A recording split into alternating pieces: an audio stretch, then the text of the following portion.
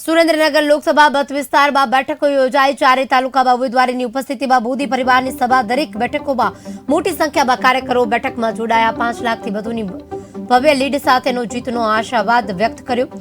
દરેક બેઠકો મોટી સંખ્યામાં કાર્યકરો બેઠકમાં જોડાયા હતા।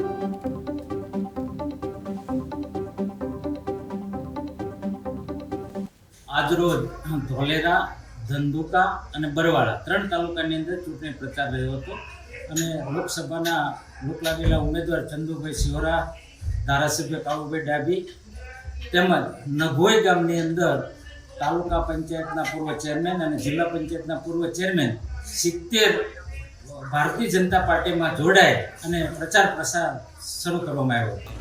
આજે મારો પ્રચાર ધંધુકા, ધોલેરા, બરવાડા આ 3 તાલુકામાં રહ્યો।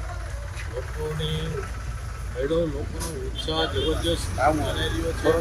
એમના સુખ દુઃખના સમાચાર લઉં છું, પ્રચાર કરતા એવા બધા લોકોને મળવા આવ્યો છું અને મળતી વખતે મને જેમ મારા પોતાના માણસોને મળતો હોય એમના મોઢા ઉપર જ એટલું બધું ઉત્સાહ જણાઈ રહ્યો છે। ફરીવાર આપણે ત્રીજી વખત મોદી સાહેબને વડાપ્રધાન બનાવવાના છે ત્યારે મારે એમની પાસે મત માગવા જ નથી પડતા। આજે સુરેન્દ્રનગર લોકસભાના ઉમેદવાર ચંદુભાઈ સિહોરા સાથે અમારી ભારતીય જનતા પાર્ટીના સૌ હોદ્દેદારો સાથે રાણપુર, બરવાળા, ધોલેરા, ધંધુકામાં મોદી પરિવાર સભામાં અમે દરેક જગ્યાએ